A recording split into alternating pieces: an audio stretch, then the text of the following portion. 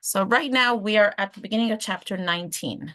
So just so we understand where we're holding in a general picture of Tanya, we keep revisiting this idea that the Tanya keeps quoting Ki karov elecha hadavar me'od. It's really close to you. It's doable.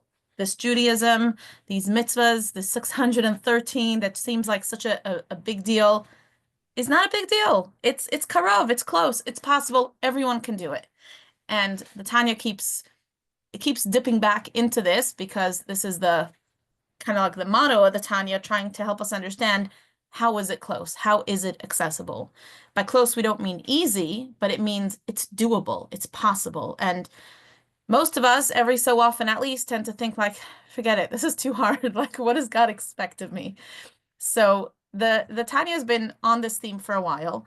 And specifically what we've been discussing now is the Tanya is trying to encourage us to aim for the level of Benoni, to aspire to be a Benoni, which by the Tanya's definition is somebody who does everything right all the time, even if I don't always feel it.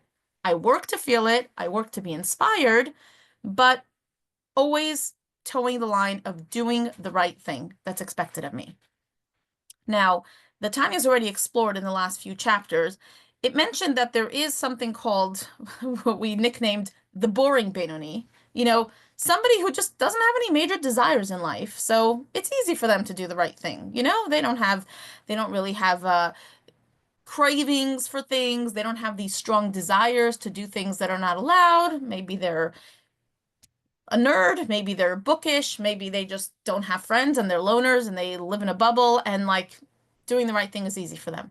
And in that chapter, the Tanya said, that person has their own job cut out for them, which is they have to figure out what their limits are, and they have to pass their limits. It's not, you can't just live life doing what you're naturally inclined to do, even if what you're naturally inclined to do is always the right thing. Meaning you have to find those areas that create tension for you, that are not easy, and those are the areas that that person needs to focus on. Then the Tanya spoke about the regular person who's aspiring to be a Benoni, and this person, the Tanya spoke about the concept of meditation and contemplation. How do I get myself to, arouse the feelings and the passion and the desire to do the right thing? Through meditation. When I sit and I think about God and I understand who God is and what my connection is to God and God's greatness, it's going to affect me and it's going to cause me to feel strong emotions towards God and want to do the right thing. But then the Tanya says it's still not enough, because the average person, or what we're going to call the classic aspiring Benoni, may not be a boring person, may be working on contemplation and meditation, but you can't say that that's the only way. Maybe some people don't have the capacity to meditate so much. And even those of us who do, maybe we don't have the time to meditate so much. And even if we are setting aside time and we are meditating, because Tanya does say that that's expected of us, it takes a lifetime to arouse those feelings. And I can't, wait until I finished studying and really got into the zone and have the feelings, and now I can start doing the right thing.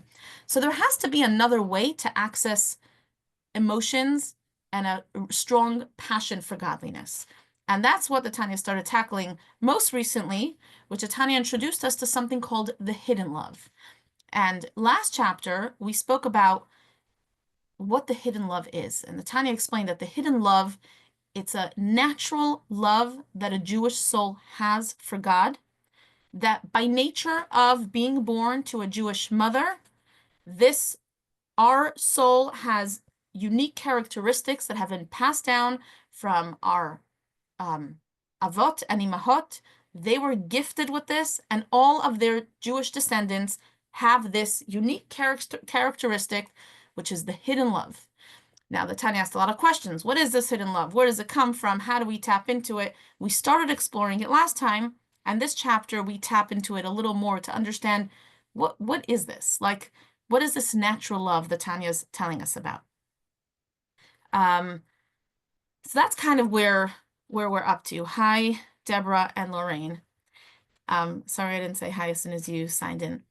So in order to understand this, I want us, before we read inside the beginning of the chapter, anyone here familiar with the word shuckle? Yeah. When we say Jews shuckle, what does it mean that we shuckle? Yeah, this, right? You walk into any synagogue around the world, a Jew's praying, and very often you're going to see this like swaying back and forth motion. What is it? Why do we do it? Is it a learned behavior, like kids at a certain age see their parents shuckling, and so they'll, you know, start copying them? Or is it something innate? Some rabbis also, when they talk, you see they like get into it, they're shuckling. Sometimes students, like someone who's studying, and like, I've studied even Tanya with people, and they're doing this. They're totally not aware of it, but they're like doing this back and forth as they're studying. Where does it come from? And there have been a lot of, discussions about this. I don't remember where this is, but often it's described as the desire to like utilize one's entire body for the service of God. So if I'm praying just with my mouth, it's just with my mouth. But when I shuckle, it's like, even if I'm not conscious of it, but it's a way of me like putting my whole self into it. Now, usually someone's shuckling when they're really concentrating. It's not, I mean, look, sometimes I see some of my little kids, they're like 3 years old and they're shuckling. They're not even saying anything. My Hannah, even she's not even 3. She'll sit with a sitter and she'll do this. So that we could definitely say is a learned behavior. But typically for adults or older people, they're shuckling because they're into it. So it's interesting because the Zohar speaks about this, and the Zohar claims that it's actually there's an underlying spiritual reason for the shuckle.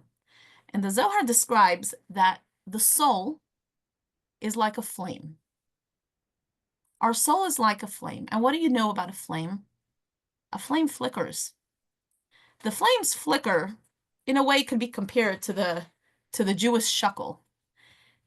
Take a moment to think about flame and fire, whether we're talking about a little flame like a candle or a bonfire. It doesn't matter. Fire has something about it that really captivates us. I don't know about you, but I could look at fire for the longest time. I could sit and like stare at a candle, and like, like Bomer's coming up, when I would go to like these big bonfires, there's just something magical about sitting and watching the fire. It's hard to get bored of looking at a fire. And if you think about it, what draws us into fire? Why is fire so like, such a fascinating thing? And the Tanya in this chapter is going to talk a little bit about the nature of fire. And that what the Tanya teaches us in quotes from the Zohar is that what's unique about fire, when there's fire, you think about when you're in a candlelit room as opposed to a even dimly lit, with bulbs room. The candlelit room you can almost say like a spiritual feeling. There's like an aura. Fire very much taps into spirituality, because if you think about it, fire is probably the only element on earth, element, I mean thing, not necessarily from the table of elements. Fire is probably the only thing in the physical world that has some things about it that's different than any other physical item. Firstly, it's always striving upwards. Everything else is drawn down by gravity. Everything. The only thing that naturally is constantly going upwards is fire. You could say smoke as well, but fire always seems to be going up. Another interesting thing about fire is if I take a fire and try to light another fire with it, the fire doesn't get diminished, right? I could take one candle and light many other candles, and the original candle still stays. Most other things in the physical world are not like that. I take a pie, I cut it up, it's gone, right? Even water, I divide it up. It doesn't keep, it doesn't remain as is. So the Zohar explains that fire is probably the closest the closest item in creation, that the item in creation that's like closest to spirituality. And, most of us are probably familiar with the fact that fire was not created during the 6 days of creation. Fire is not mentioned at all. First time fire is mentioned is on Saturday night, meaning after the seventh day when God rested. Said that Adam and Eve, well, they were created on day 6, which was a Friday. And when they were created, it was light outside. Friday night, they didn't experience any darkness because the light of Shabbat was so strong and palpable that they didn't experience darkness. And it's actually interesting because I know many people that on Friday night when they go to sleep, they don't say good night. They say good Shabbos. It's like there's no night. It's Shabbos. It's like a different, when you study Hasidic teachings, and also you understand that Shabbat has like it's a whole different level of spirituality that's um, revealed in the world. But regardless, for Adam and Eve didn't experience darkness until Saturday night, meaning they had their first Shabbat, and then Shabbat ended and it was dark. And Adam turned to God and said, what now? And God instructed him. The Medrash describes how God told him to lift up a flintstone and to, knock the flintstone, and he created fire. And when we do Havdalah on Saturday night, we make a blessing over fire to remember this idea that fire was basically not created, but came into existence and was revealed to man for the first time on Saturday night. So fire is in a different category than the rest of creation. Let's read it inside. Tanya is going to start by describing how the nature of fire, and then how that corresponds to the nature of our soul. Now, obviously, when we're talking about nature, we're talking about spiritual nature here. So the way that the Tanya describes the fire is very much describing it's not the way a scientist would describe it. I don't know if a scientist would disagree with it, but science, we know in general, science seeks to explain phenomenon in nature. It doesn't really delve into the why, right? It delves into the how and the what. Science doesn't seek to understand why. It just is. Like if something's the nature of fire is, if you ask a scientist, why does fire always go upwards? I mean, maybe they'll give you an explanation about, oxygen. I don't know if someone here is a scientist wants to give us the scientific explanation, but for the most part, they don't really delve into the why. It's just what. That's the nature of fire. Fire rises. That's how it is. Spirituality does go into the why. And the Tanya here will tap into the Zohar that talks about why. Why is it? What is it about fire that's drawing it upwards? Yes, Sarah? Okay, I know it's a little bit of a tangent, but I'm just trying to understand your Adam and Eve situation. Wasn't there a fear that the world was going to end when they experienced their first sunset because they had never seen anything like that before? So wasn't there this idea that um, really the fear that we were looking at was about darkness being seen for the first time, and therefore there was an understanding that the sun would be a representation of not just light and heat or warmth or whatever, but that essentially fire would sort of be coming from that. And now we of course know later on due to science that yeah, there's a lot of fire involved with the sun, but isn't that stemming from this fear that the world was going to stop? So I'm not familiar with the fear that the world was going to stop. You're talking about the same thing, whereas Adam and Eve were scared, so God instructed them to create a fire. Something Pretty else. much, yeah, yeah. Yeah, so you'll see that Zohar does explain that that the source of fire is outside of this world. So the fire striving upwards is trying to go towards its source. So I guess in that way you could say fire is a representation of the sun to some degree.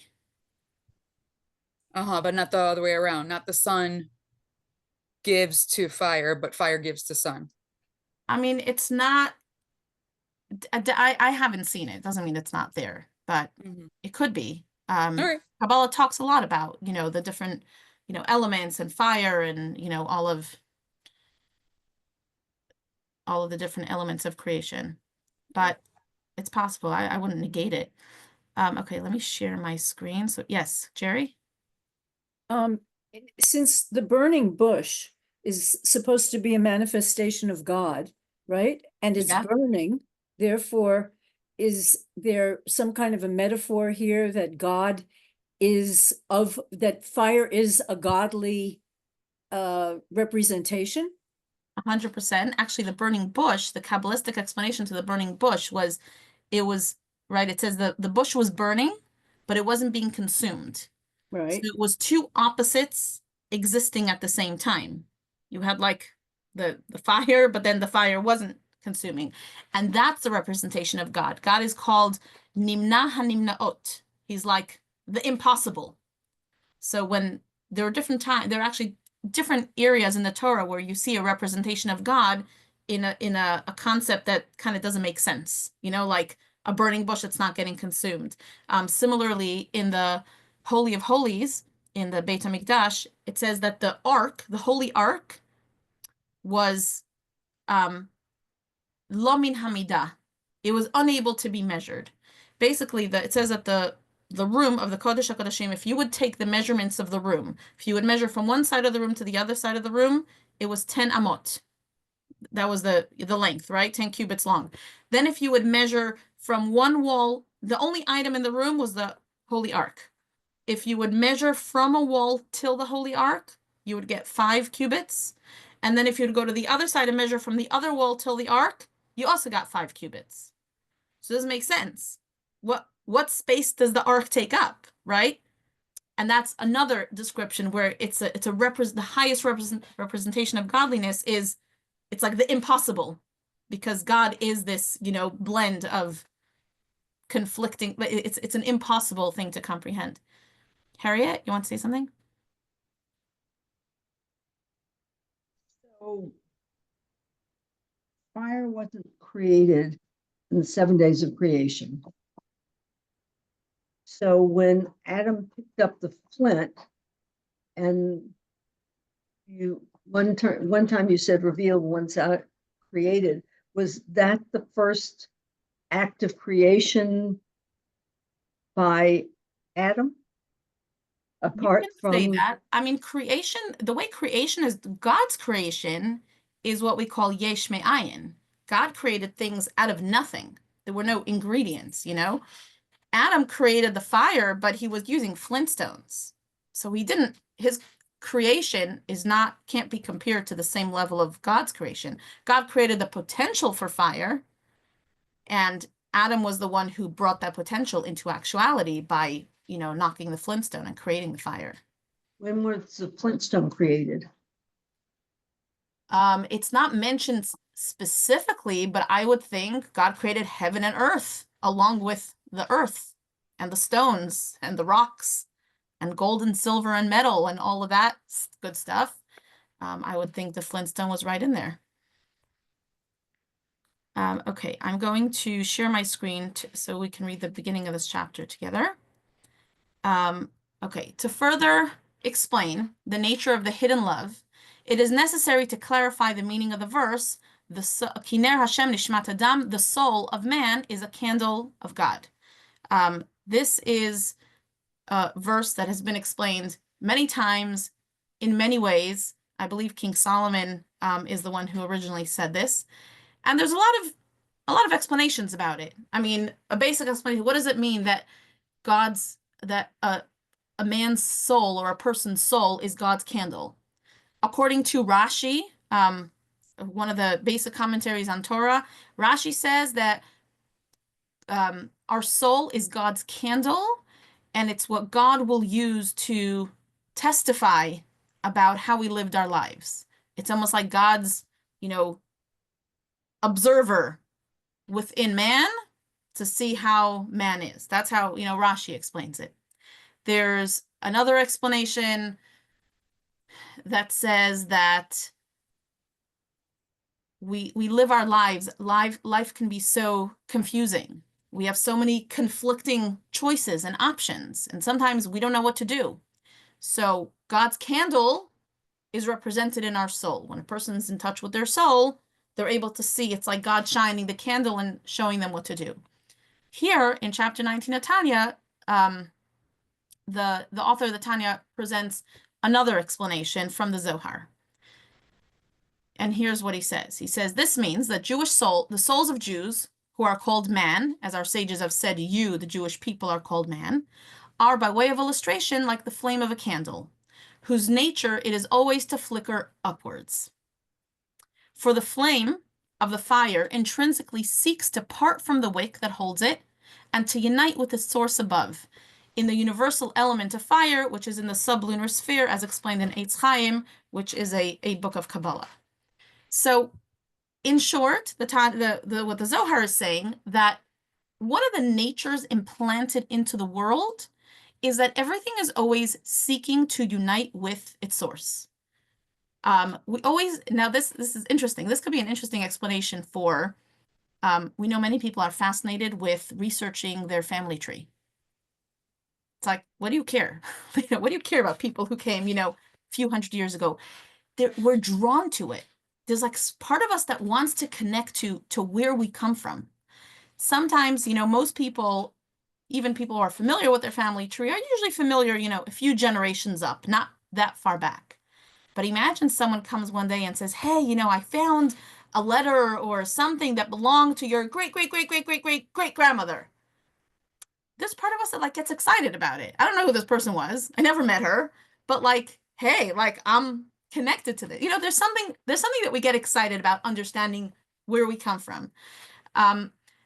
The Zohar says it's a basic element of nature. Everything seeks to unite with its source. Another explanation would be it says that all our souls were the soul root. There are clusters of souls, as the Zohar explains, that there are different soul families, like soul clusters. And very often, we're not even talking about soulmates here, but very often, hi, Lauren, we meet people and we feel a connection to them. Like, not even talk about a romantic connection, just a connection, like someone who they get you get them, you like being with them, maybe you only met them yesterday, but you really feel like you have a deeper connection. Again, the Kabbalistic explanation for that might be that on a soul level, you're related. You came from like a similar, part of the same cluster of souls. Of course, this also explains the Kabbalistic interpretation of soulmate, not just somebody who we connect to on a soul level, but that every soul, the Zohar tells us, splits into two on its way down. And it could take a lifetime, but eventually, when a person meets and marries their soulmate, it's a reunification of the soul. And I know this is its own discussion. We could spend a lot of time talking about it, and everyone wants to know soulmates and how does that work for marriages that didn't work out. And, we could definitely go off on that tangent another time. But the idea is that everything seeks to reconnect to its source. So according to this, Kabbalah says that the source of fire is in the heavenly spheres. Again, this is a spiritual source. We're not talking about scientific here, but the root of fire is otherworldly. It's something spiritual. So fire is constantly going upwards. It's trying to connect with where it came from. And we'll read it more inside, but it's going to explain that the flame is comparable to the soul. The candle or the wax or the the wick or the candle is compared to the body. So just like what's keeping, when I look at a flickering fire, what's keeping the fire here on earth? Well, it's attached to a wick. So the wick is kind of holding on to it. When I watch the candle go down, and then once it has nothing left to attach itself to, what happens to the fire? Poof, it's gone. Where'd it go? I mean, doesn't science say that everything, nothing actually disappears, like everything, it might change? What happened to this fire? Where did it actually go? So Kabbalistically, it's described that the fire, it left. It fulfilled its ultimate wish, which is to go back up. So long as it had something holding it down here, it remained here. When it no longer had something holding it down here, it just went up. Similarly, Kabbalah explains that our body holds on to our soul. After 120 years, when a person is no longer alive, what happens to the soul? Doesn't disappear. The soul moves up. It's no longer bound by the body. Now, it also explains that, a candle, when it's here, a fire here on earth is very powerful. It gives light. It gives warmth. Once that fire, goes up, so to speak, it can't do anything anymore. But that's the nature of fire. It seeks to go up. And we know that about souls too. The reason that we do mitzvahs in memory of someone who has passed away is because their soul, we believe, is still alive, but the soul doesn't have anything to hold on to in this physical world. So the soul can no longer do mitzvahs in this world. When we do mitzvahs in someone's memory, we are being their body for them. We are doing mitzvahs for them that they can no longer do on their own. So now let's read that inside. Going to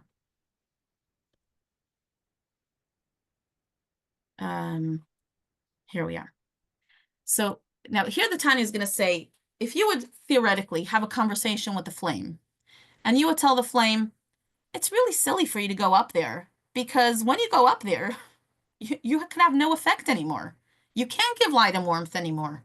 Not only that, you're basically going to cease to exist, because what happens if I take a little fire, a little candle, and I put it near a bonfire?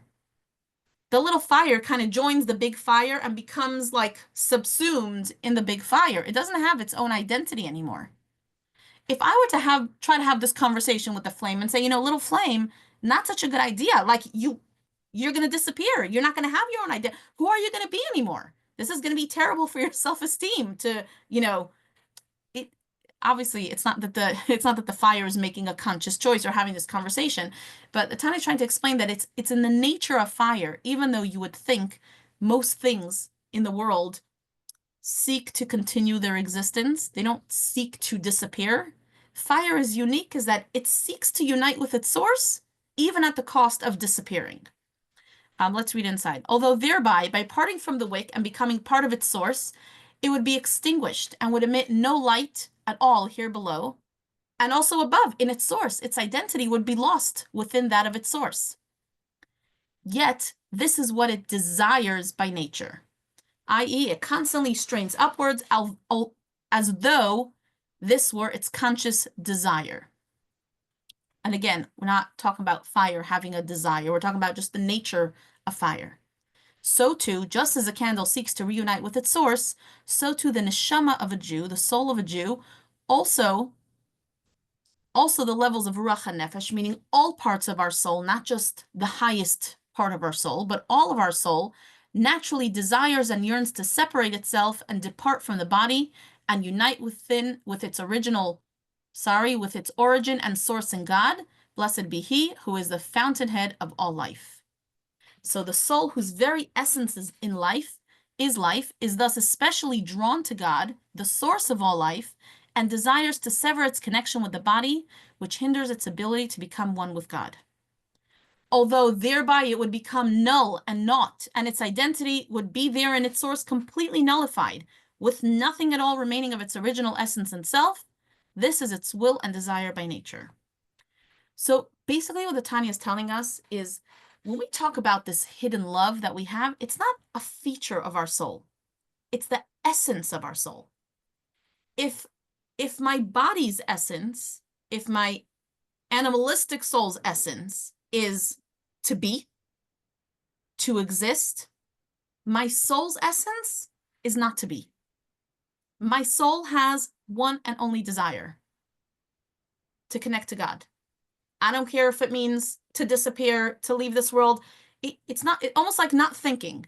It has one desire. It's like a fire inside me that just wants to go up and connect upward. Now, this is obviously it's a constant battle, because my body wants to be. It's interesting when you think about things that we desire. Everything that we desire, ultimately, it's about us.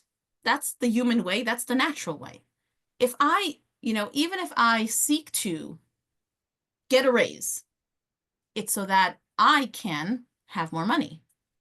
If I seek to, if the natural part of me seeks to, be very kind to people, often it might come from a place of, I'll feel better when I'm kind to people. I feel selfish when I'm not kind to people. Most of our human desires stemming from the human natural part of us are about me. The soul is like, it's selfless by definition. By definition, it only wants to expire. So which one's right? Meaning, are we supposed to get lost in what our natural soul wants and what our natural selves want, which is to be consumed within this world? Or are we supposed to follow the soul and just disappear and just become totally disconnected?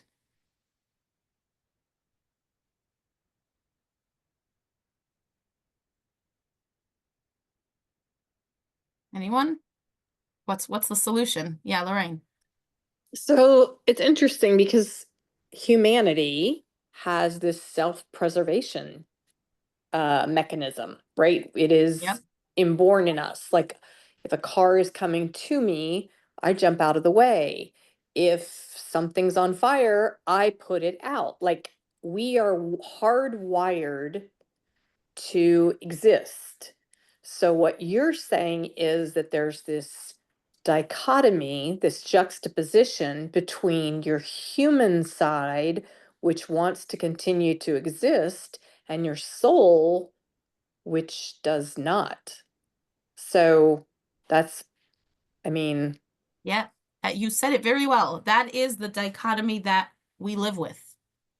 And then you have those who are at but either yet, end.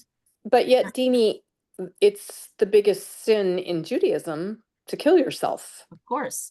We just had it in the Parsha recently, where the sons of Aaron went into the Holy of Holies. And it says that they were drunk. They went into the Holy of Holies. They brought a strange fire and they expired.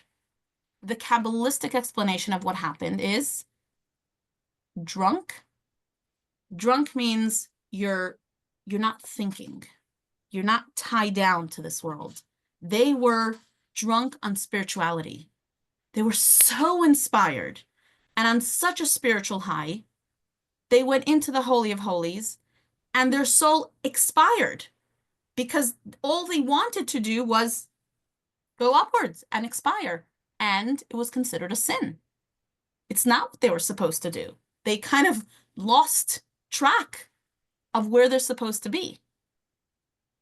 On the other, end of the spectrum, we all know some people who are so deep in their physical pursuits and desires, they don't even think about spirituality. They're like deep, deep, deep in the self-preservation.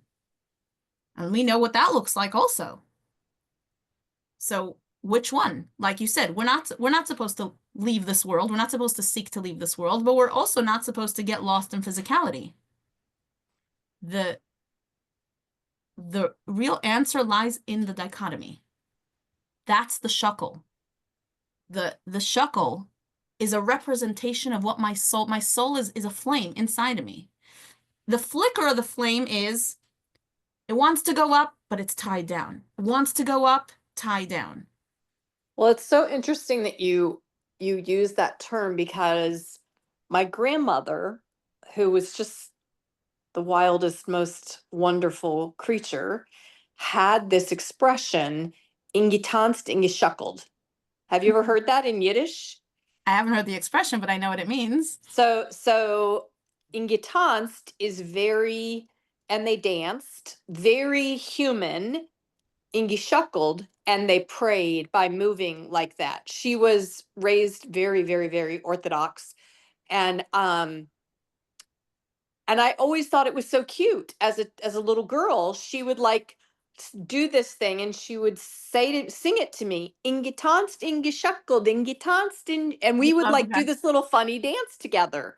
But it has this whole different meaning than I ever thought it had. I just thought it was a cute little like Yiddish nursery rhyme thing, but really what she was saying is that dichotomy between dancing and being very human and shuckling and praying. So to be fair, in Yiddish, shuckle does mean to shake Oh, on a okay. technical level. So if Okay. on a Well, maybe it wasn't that deep then. well, no, it could have been both. Maybe she had this maybe it was very deep, you know, but maybe it was just they danced and they shook and it was this cute little dance that, you know, Yeah. when, but it could have also been deeper. I don't know. I don't know your grandmother, but Yeah. Who you, knows? Anyway, Jerry, it you want to stayed with share me something? all this time. Yeah. I love Yeah. that. Yeah. But I think, when you're talking about fire, we say that we all have the divine spark. Well, a spark is from a fire, from a flame, right? So we have that spark within us. And so the real challenge is to keep that spark burning through mitzvot and kindness and doing good and tikkun olam and blah blah blah blah. All the things that we know we're supposed to be doing while staying so grounded in humanity. Because if we reach up too high, and if we're no longer of this world, then we're not able to do what we're here for. Because we all know people who are, you've used the term before, like the mystics that go and sit on the mountain. Okay, what good are you doing up there praying for all of us while you're up on the mountain? And Judaism doesn't believe in the mystic on the mountain. We believe in the human down here with the spark of the divine doing, so I really see that, I don't know, that You- juxtaposition, right? It's Well, you really, really summed up the Tanya pretty well with what you just said. The idea is we'd rather live with the spiritual yearning than die for it. yeah. Yes, That's Jerry, our you human wanted to side, share right? something. Yeah, go ahead, Jerry. No, I was just going to say that I know in the morning prayer, you thank God for returning your soul to you. So therefore, isn't there a sense that your soul departs every night when you go to sleep? And there is this, I would assume, an upward movement of the soul during your lifetime on a daily basis. Yeah, so it says that a soul, there are 5 levels of soul. You should know this. I know David lectured about the 5 levels of soul. Right. So there are there's some levels that always stay within you, and then there are the levels that are kind of hover above you. So when we say that our soul goes up every night, it's not our full soul, it's an element of our soul that goes up and then comes back, like recharged, so to speak. But yes, our life, we're constantly we're kind of stuck, like Lorraine said, in this juxtaposition of like, and I, when you learn this and then you look at a flame like this, next time you look at a flame or Lag BaOmer, if you're like watching a bonfire, it's like you literally see a representation of our struggle. And in our daily lives, the struggle is, I want to connect, like I want something higher. But then, I mean, come on, that's such a good business deal. Like let me put God on the shelf for a while, right? And then I get inspired and I want to do something more. And I feel like we talk to people who are very successful in their physical life and they're striving and yearning for something more, right? There's this, and then the guy on the mountain, usually what happens if you follow them for long enough, they don't last on the mountain forever. Because at some point, that human part of them kicks in and says, what are you doing? Like your friend's living it up and has 3 boats and you're still here. You don't even own a house, right? So we're constantly swinging between these two. But that Tanya says that's a beautiful place to be. You don't want to be in a place where you're up on the mountain. You don't want to be in a place where you're unaware of spirituality. You need to constantly do this dance where you're here, but you're connected. And that point of connection we started discussing in last chapter is what the Tanya describes as the chachma, the wisdom. Not wisdom the way we typically say wisdom, but that spark of wisdom, that knowledge that a little bit transcends us. We said that Tanya described that there's chachma and there's bina. There's the first spark of wisdom, and then there's the bina where we develop it and it becomes a full idea, right? If I'm thinking of something and I have a great idea and suddenly the doorbell rings before I had a chance to develop the idea, I kind of lose that idea. Like it's not there anymore. It's like a spark, almost like, a lighter where like you lit it and it didn't catch. That first spark, that's the chachma. That's where this connection lies. That's where I can tap into the part of me that transcends. And I work on integrating that into my life. Harriet, you want to share something? I guess I'm thinking about how to, what's the word? How to, I can't think what the verb is. The flicker, how do we connect more deeply with I mean, I think I could say, yeah, I know how to be part of that wick.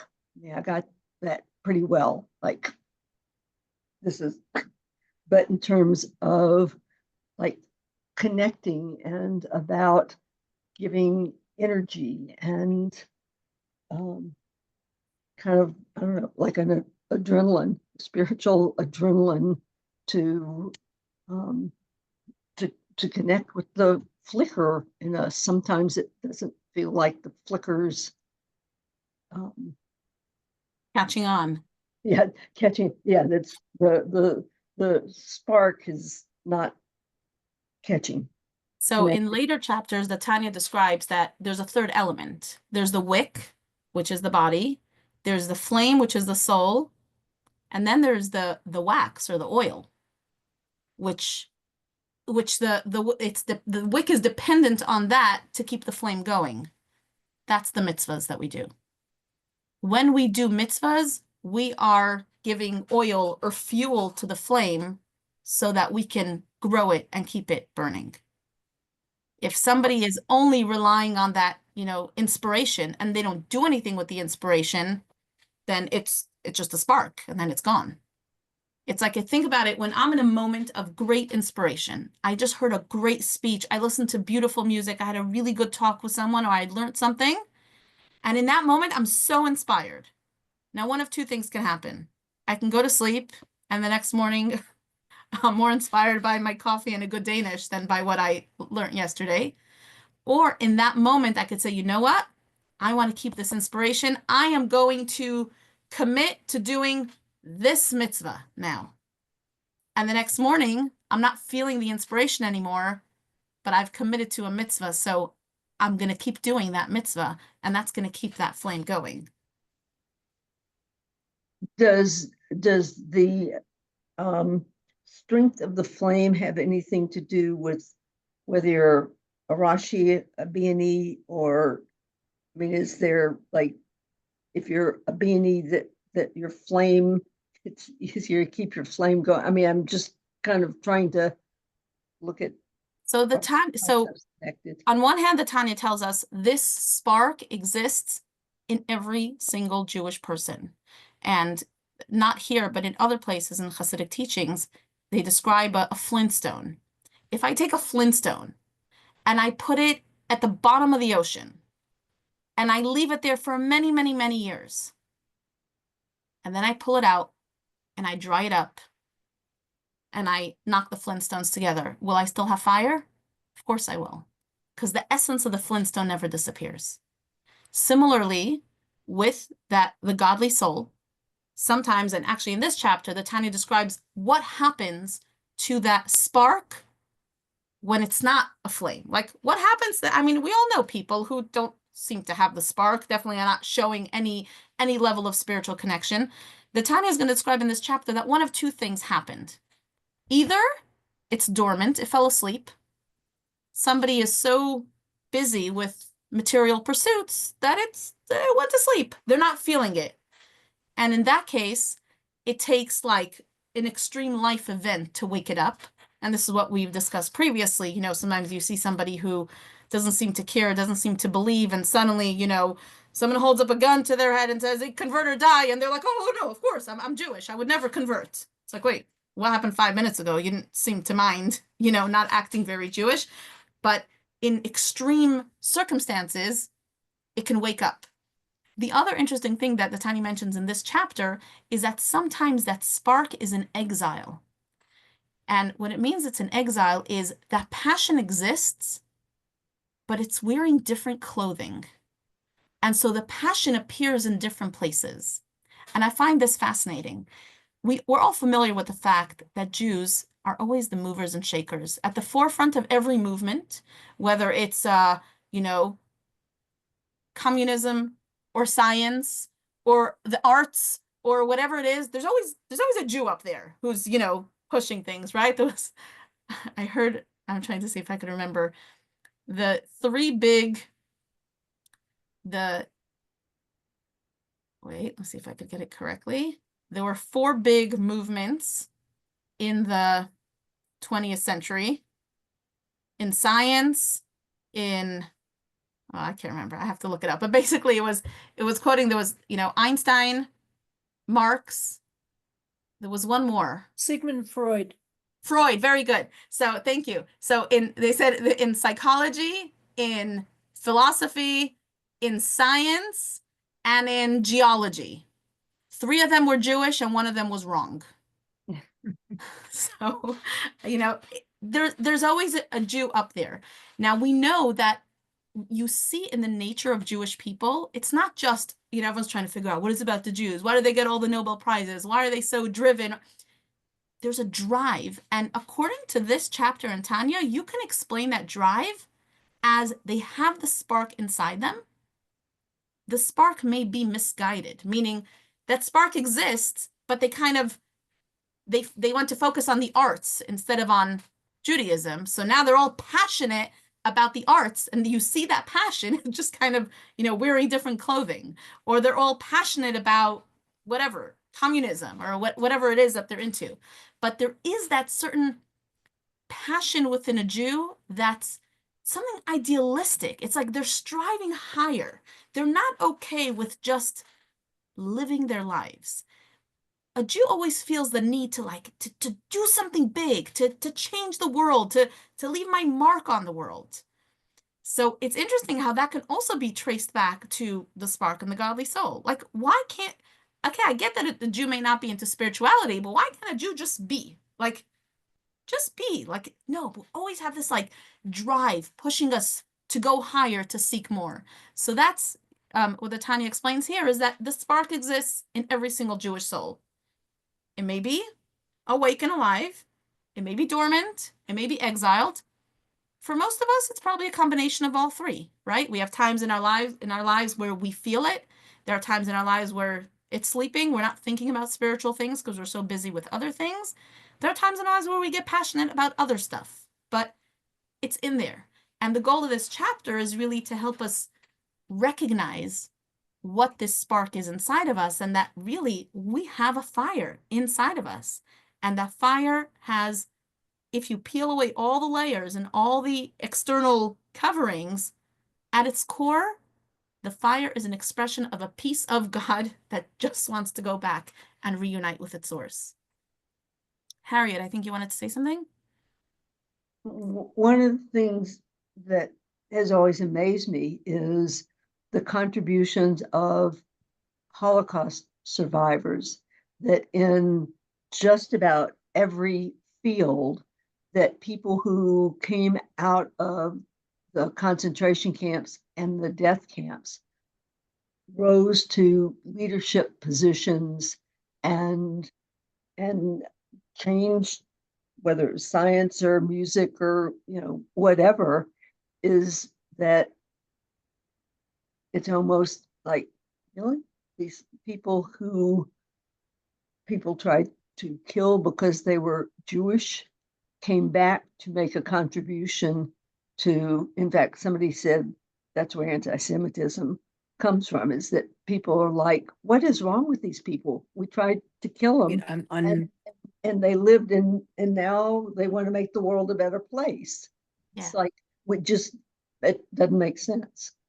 So. Yeah, no, 100%. I've heard that also, where you could explain anti-Semitism as like they just don't get us. Like they can't understand. We're like this weird species, you know, like we keep, you know, it's almost like when you're trying to put out a bonfire and like there's still like these embers and like it keeps like shooting sparks and you're like, okay, we thought we'll get them if we stop their, you know, don't let them keep their traditions, but then they're still emerging and they're studying Torah. Okay, we'll try to take away their Torah, but somehow they do it in a different way. I think that Jews are the most resistant to recognizing that there's something different about us. The rest of the world knows it. You know, Jews, when Jews study this, I've, you know, met more than one who says, whoa, who said a Jewish soul is different? I'm sure our souls are just like everyone else. Why are you putting other people down? I'm not putting other people down. The Tanya is just here to explain the uniqueness of a Jewish soul. Every soul has its mission. Every person was created in the image of God, and every person has a mission in life. Jews have a uniquely branded Jewish soul that has a very specific mission in life, and that makes them different. You see it about them. Somehow everyone else in the world they're all okay with that, you know, maybe for the wrong reasons. Like they get it. We're different. We have a hard time with it. Like, no, we'll just blend in. We could become just like everyone else. And it never works. Yes, Lorraine. When you said some people's soul is exiled, you use that term? The spark is exiled inside them, yes. And you said there are three things. So can you say them again? It's either alive and kicking, Yeah. it's exiled, or it's dormant, sleeping. Okay. Who's exiling it? Like when you think of, you know, somebody being exiled, someone else is forcing that to happen. So who's exiling? So that's such a good question. The Tanya's approach is that no one, and actually it says this later in this chapter too, nobody wakes up in the morning and says, I want to exile my godly soul. I want to, you know, not do God's will. It begins by a person giving into regular human temptation with permitted things, not even with not permitted things. But let's say I am really into, you know, I don't know, chocolate. And I just start getting really into my chocolate and I'm eating permitted chocolate and okay chocolate. If I really, really indulge, I will start thinking more chocolate and getting less in touch with who I truly am. And I may eventually come to a place where I'm indulging in not permitted chocolate or non-permitted ways of acquiring this chocolate. And ultimately, I become so enmeshed in this physical thing that I'm pursuing that the godly spark inside me, well, either it falls asleep or it starts showing its face, but within my desire for chocolate. Now, chocolate's obviously it's a silly example, but a way of saying like something that I become passionate about within this physical world. So what the Tanya tells us, and actually I wanted to point this out inside Harriet as just well. smirked because she knows that you're picking the one thing that like would send me over the moon. Chocolate. That's funny. Yes, because I do love my chocolate. Now I don't overindulge like you're talking about, but I do need my chocolate. Like when So I do need I. it, I That need makes two it. of us. So, so you're picking a rough one for me, but I'm gonna listen. The Tanya says in this chapter, it says a person never sins unless a spirit of folly has entered them. Meaning, a person doesn't consciously say, I want to do the wrong thing. A person you know, you make a mistake once and you feel guilty. You make a mistake twice and you feel even guiltier. You make a mistake a third time and suddenly, not so bad anymore, right? The Tanya describes that when we indulge in physicality, whatever it is, it's chocolate, it's money, it's business, it's other, you know, lusts that people have. When a person indulges in just what their human physical self desires, they get lost in it. And when they get lost in it, they become spiritually desensitized. The spirituality doesn't leave them, but it's either asleep or exiled inside of them. And that's how you have, you know, no one wakes up in the morning and says, I want to go rob the Bank of England, but I want to make a really good business deal. And then the next business deal is maybe not as clean, you know, and then I really got into, you know, really good business, and now I'll do something that's, you know, maybe a little harder to excuse as, you know, very honest. And ultimately, that person becomes so desensitized to doing honest business dealings that they're capable of robbing a bank or doing something, you know, really, really bad, whatever it is. So that kind of goes back to what the Tanya's been saying for many chapters about it's not just about doing the right thing. It's about being mindful about doing things for a godly purpose. Even when I eat, I want to keep in mind, I want to eat so that I have energy to serve God. So I have energy to take care of my grandchildren. So I have energy to do all the kind things that I'm doing. I love to shop. I love to buy beautiful clothes. I am going to buy beautiful clothes for Shabbat and Jewish holidays.